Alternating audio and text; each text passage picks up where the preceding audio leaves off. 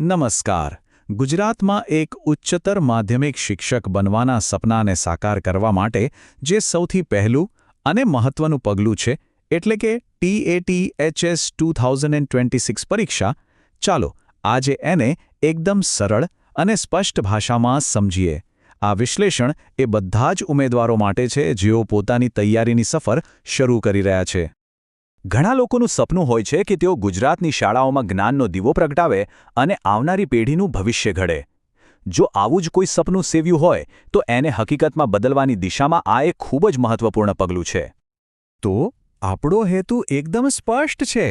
જે સત્તાવાર જાહેરાત હોય છે ને એની જટિલ વિગતોને એકદમ સરળ બનાવીને રજૂ કરવાનો, જેથી તૈયારીની આખી સફર થોડી વધુ સહેલી અને સ્પષ્ટ બની શકે. તો ચાલો સૌથી પહેલાં એ જ સમજીએ કે આ TAT-HS પરીક્ષા આખરે છે શું અને શા માટે એ ગુજરાતમાં શિક્ષકની કારકિર્દી માટેનો એક પ્રકારનો પ્રવેશદ્વાર ગણાય છે.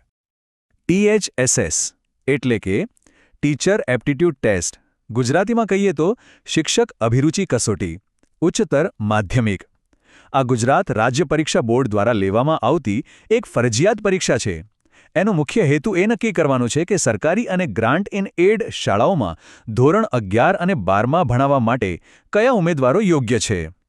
ભલે પરીક્ષા શું છે એ તો સમજાઈ ગયું, પણ હવે સૌથી પહેલો સવાલ એ થાય કે આ સફરમાં કોણ કોણ જોડાઈ શકે છે. એટલે કે આના માટે જરૂરી શૈક્ષણિક લાયકાત શું છે. ચાલો એના પર એક નજર કરીએ. કોઈ પણ ઉમેદવારના મનમાં સૌથી પહેલો અને સૌથી અગત્યનો પ્રશ્ન આ જ ઉદ્ભવે છે. તો ચાલો સીધા મુદ્દા પર આવીએ અને જોઈએ કે આ પરીક્ષા માટે કઈ લાયકાત હોવી જરૂરી છે. જુઓ, આ પરીક્ષા માટેની લાયકાત મુખ્યત્વે 2 પાયા પર ટકેલી છે. પહેલો પાયો છે શૈક્ષણિક લાયકાત, જે છે અનુસ્નાતક એટલે કે પોસ્ટ ગ્રેજ્યુએટ ડિગ્રી. અને બીજો એટલો જ મહત્વનો પાયો છે વ્યવસાયિક લાયકાત એટલે કે બેચલર ઓફ એજ્યુકેશન, જેને આપણે બધા BEd તરીકે ઓળખીએ છીએ.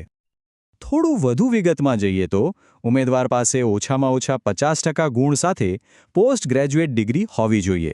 સાથે સાથે કોઈ માન્ય યુનિવર્સિટીમાંથી BEdની ડિગ્રી પણ ફરજિયાત છે.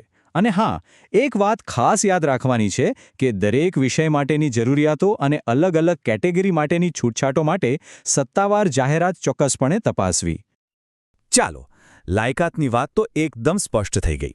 હવે એ સમજવું ખૂબ જ જરૂરી છે કે પરીક્ષાનું સ્વરૂપ કેવું હશે, એનું માળખું કેવું હશે.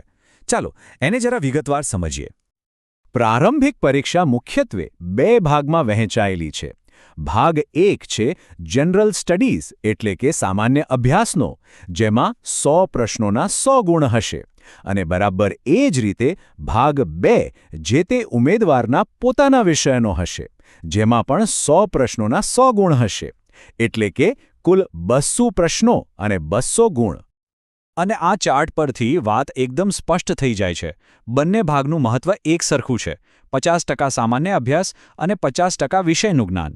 આનો સીધો અર્થ એ છે કે તૈયારી કરતી વખતે બંને પર બરાબર ધ્યાન આપવું પડશે. હવે ભાગ 1માં શું શું આવી શકે?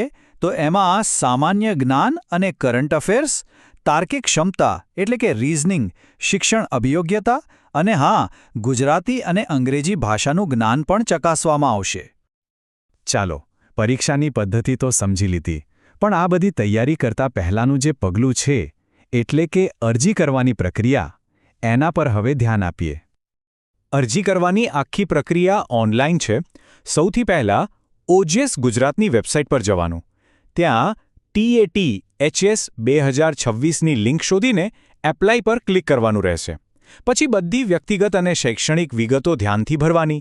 પોતાનો ફોટોગ્રાફ અને સહી અપલોડ કરીને છેલ્લે અરજી ફી ઓનલાઈન ચૂકવવાની રહેશે. અને હા, બધું પતી જાય પછી કન્ફર્મેશન પેજની પ્રિન્ટ લેવાનું ભૂલતા નહીં. અરજી ફીની વાત કરીએ તો જનરલ કેટેગરીના ઉમેદવારો માટે 500 રૂપિયાની અરજી ફી નક્કી કરવામાં આવી છે.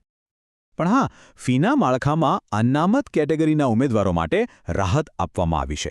જનરલ કેટેગરી માટે ફી 500 રૂપિયા છે, જ્યારે SC, ST, SEBC, EWS અને શારીરિક રીતે અશક્ત ઉમેદવારો માટે આ ફી 400 રૂપિયા રાખવામાં આવી છે. ચાલો હવે સૌથી અગત્યની માહિતી પર આવીએ. એ માહિતી કે જેને દરેક ઉમેદવારે પોતાના કેલેન્ડરમાં મોટા અક્ષરે નોંધી લેવી જોઈએ. મહત્વની તારીખો. આ તારીખો ખૂબ જ મહત્વની છે, બરાબર નોંધી લેજો. અરજી કરવાનો સમયગાળો 15 ફેબ્રુઆરી 2026થી શરૂ થશે અને 15 માર્ચ 2026 સુધી ચાલશે. ફી ભરવા માટે 3 દિવસ વધુ મળશે, એટલે કે 18 માર્ચ છેલ્લી તારીખ છે. અને સૌથી અગત્યની તારીખ, પ્રારંભિક પરીક્ષા 10 મે 2026ના રોજ યોજાશે. તો ચાલો, આટલી બધી માહિતી પછી મુખ્ય 4 મુદ્દાઓ ફરીથી યાદ કરી લઈએ. પહેલું, પોતાની પોસ્ટ ગ્રેજ્યુએટ અને બીએડની લાયકાતની ખાતરી કરી લેવી. બીજું, પરીક્ષાના 2 ભાગવાળા ફોર્મેટને બરાબર સમજી લેવું. ત્રીજું, ઓજાસ પોર્ટલ પર છેલ્લી તારીખ પહેલાં અરજી કરી દેવી. અને ચોથું, મે મહિનાની પરીક્ષા માટે અત્યારથી જ તૈયારીમાં લાગી જવું. હવે જ્યારે બધી માહિતી એકદમ સ્પષ્ટ છે, રસ્તો પણ સામે દેખાઈ રહ્યો છે, ત્યારે સવાલ ફક્ત એક જ છે: સફળતા માટેની આ તૈયારીની શરૂઆત ક્યારે કરવી? કદાચ એનો સાચો સમય અત્યારે જ છે. બધા જ ઉમેદવારોને ખૂબ ખૂબ શુભેચ્છાઓ.